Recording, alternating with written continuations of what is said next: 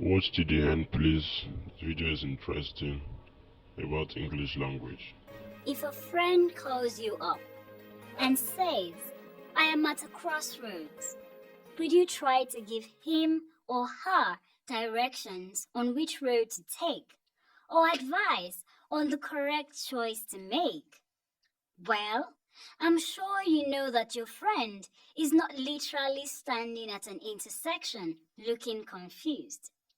He or she is faced with difficult choices and needs your help to make a decision. At a crossroads is an example of an idiomatic expression. This is an expression that has a figurative meaning, which is generally understood by native English speakers. In other words, you cannot figure out the meaning of an idiom just by looking at the words that make them up.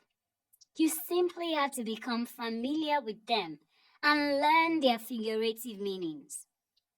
In this lesson, we will learn some very common idioms and how to use them.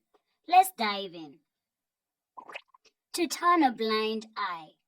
If you turn the blind eye to something, you have ignored something that you know is wrong. For example, you could say, Hakeem saw Ella cheating in the exam, but rather than report his friend, he decided to turn a blind eye. To pull the wool over someone's eyes means to deceive them. For example, you could say, Kwame lies that the shoes cost a lot more than it really did. He was trying to pull the wool over his friend's Hey guys, before continuing this video, just take your time and subscribe, like, share. eyes. If your teacher says, you are driving me up the wall with your noise making, it means she finds your noise making very annoying or irritating. There's really no point crying over spilt milk. To cry over spilt milk means to express regret about something that has already happened or cannot be changed. So, there is no point. If you bite off more than you can chew, it means you have taken on more than you can handle. You can use this in the context of challenging someone who's stronger than you to a fight or trying to do more work than you're capable of. It's normal to feel a bit under the weather sometimes. To feel under the weather means to be ill. Now, to back up the wrong tree means to have a wrong idea or do something in a way that will not give you the information or result you want. For example, you could say, Kainene thinks she can become head girl by running errands for teachers, but she's backing up the wrong tree. Now, this is a tough one, even literally. If you're between a rock and a hard place, it means you're in a really difficult situation, perhaps because you have to decide between unfavorable choices. But this may be an option. You could decide to bite the bullet. This means you have forced yourself to do something unpleasant or difficult, or you have decided to be brave in a difficult situation. So you could say, our boy bit the bullet and attended the physics class, even though it was still all Greek to her. All Greek to her? That's another idiom. Can you guess what it means from the way it was used in the last example? It is a way of saying that you do not understand something. Congratulations! You have learned 10 idioms, and I believe they will form part of your speech and writing going forward. See you next time. In a previous lesson, we learned about some common idioms with emphasis on how to use them. We are going to learn more idioms in this lesson so that we can continue to add color to our speech and writing. Now, I'm sure you've heard people say, why are you adding salt to injury? This is not an actual idiom, but it does sound like an unpleasant experience. Imagine sprinkling a bit of salt on an open wound. Ouch! However, the correct expression is to add insult to injury. This means to make an unfavorable situation even worse. For example, if you lost a football match by 10 unreplied goals, and then you had your friends mocking you, those friends are adding insults to injury. If something costs an arm and a leg, it is extremely expensive. So, you could say, I'd rather buy a cheaper brand because that phone costs an arm and a leg. Now, some people would like to save time and money by any means, so they cut corners. Cutting corners means to do something in the easiest or shortest way, ignoring the highest standards possible. If a builder builds a house in a hurry and uses substandard materials, that would be cutting corners. But you know what? If you don't cut corners, you are very likely to cut the mustard. To cut the mustard means to meet the standard of excellence people expect of you, or to be more than proficient at what you do. For example, you could say, I didn't think Tommy would cut the mustard as head boy, but so far he has been the most outstanding head boy in the history of our school. To give someone the benefit of the doubt means to decide that you will believe someone even though you're not sure that what the person is telling is true. If your new friend tells you that his dad owns an airport, that may be difficult to believe, but because you're not sure if he's lying or telling the truth, you could give him the benefit of the doubt. It is not always a good idea to jump on the bandwagon. That's what you do when you join a popular trend or activity. If all your friends are uploading funny pictures on social media, and you decided to upload some too, well, that's you jumping on a bandwagon. To keep something at bay means to keep something away or prevent it from happening. As they say, a bath a day keeps body odors at bay. Now, this is an interesting one. Some people claim that there is some method to their madness. Method? Madness? They don't seem to have much in common. But the idea is that even if someone's approach to things seems to be erratic, there actually is structure to it, and it will eventually produce good results. For example, you could say, when he's working on his sculpture, it would seem that he's just playing around with clay. But when he finishes, you will see that there's method in his madness. If you bend over backwards for someone, you go out of your way to please them, even to the extent of causing inconvenience to yourself. For example, you could say, I don't know why Tammy bends over backwards for Cindy. She always pays when they go out for lunch, but Cindy never reciprocates.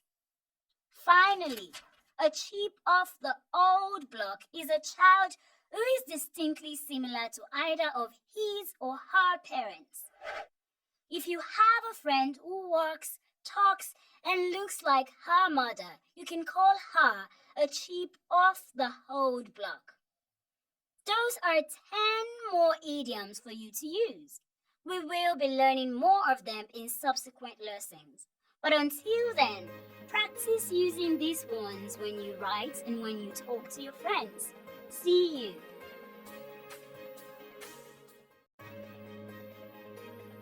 Get ready.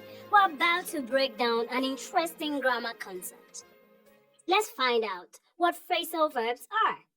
I trust we will end up with a better understanding of what they are and how to use them. Okay, I'll stop showing off now. Can you guess what these words have in common? These are phrasal verbs.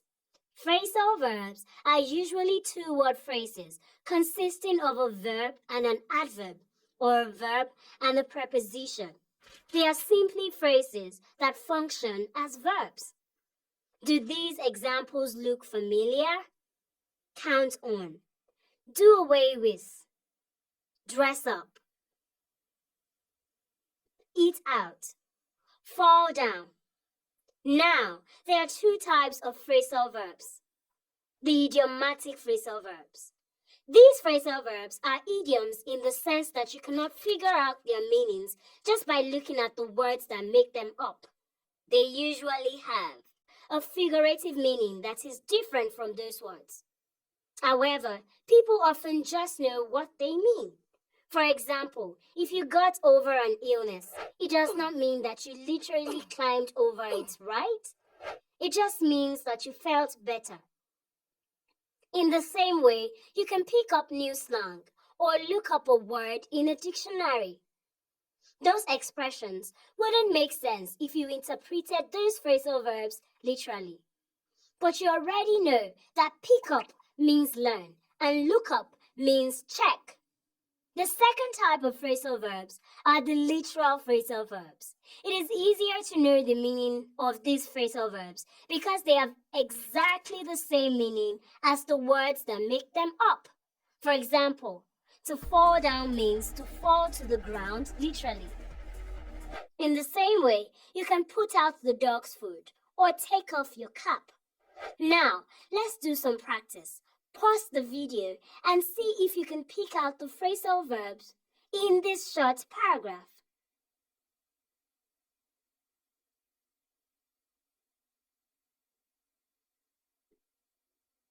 Okay, great job. You have done really well. Now, you know what phrasal verbs are and how to use them. But please note that phrasal verbs are more commonly used in informal writing and conversational speech. They would not be appropriate in formal letters, articles, or argumentative essays. We still have a lot more to learn. Let's keep it going. Hi, welcome to another grammar lesson. You're about to learn what adverb phrases are and how to use them. Come along with me. Now, if you've been watching our lessons, you definitely know what a phrase is and what an adverb is. But just to remind you, an adverb is a word that modifies a verb, an adjective, or other adverbs. Its main grammatical function is to tell you how, why, when, in what manner, and to what extent an action is done. A phrase, on the other hand, is just a group of words without a subject or finite verb that function as a grammatical unit in a sentence. So, what do you call it when you have a group of words performing the function of an adverb in a sentence? That is an adverb phrase. A fuller definition would go like this. An adverb phrase is a group of words without a subject or a finite verb that modifies a verb, adjective, or adverb in a sentence by telling you how, why, when, in what manner, and to what degree an action is done. Let's look at these functions in action by exploring the types of adverb phrases with examples.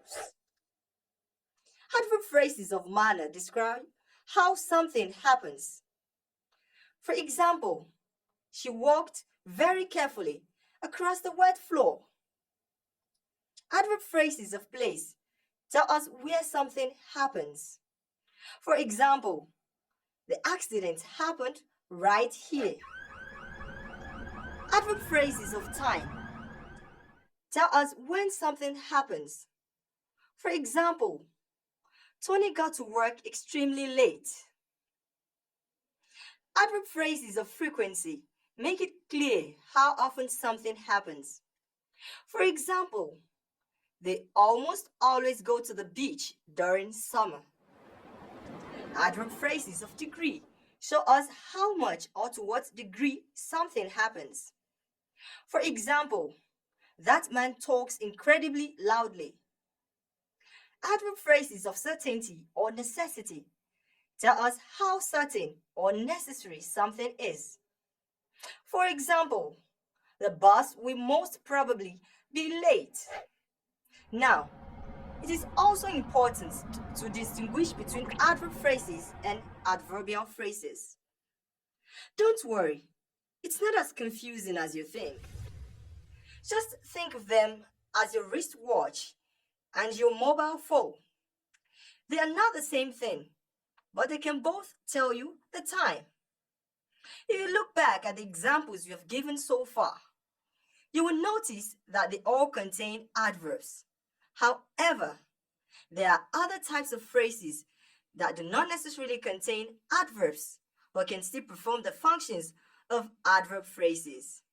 These are known as adverbial phrases. Let's look at some examples. He placed the book on the table. In this sentence, on the table is a prepositional phrase. However, it modifies the verb placed by telling us where the book was placed. Therefore, it is a prepositional phrase that functions as an adverbial phrase of place. Here is another example. Kwame is working hard to meet the deadline. In this sentence, the phrase to meet the deadline modifies the verb is working and is therefore functioning as an adverb. This phrase is an adverbial phrase, which has been formed by the infinitive to meet.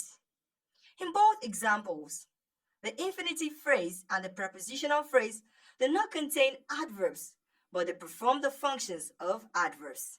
They are therefore adverbial phrases.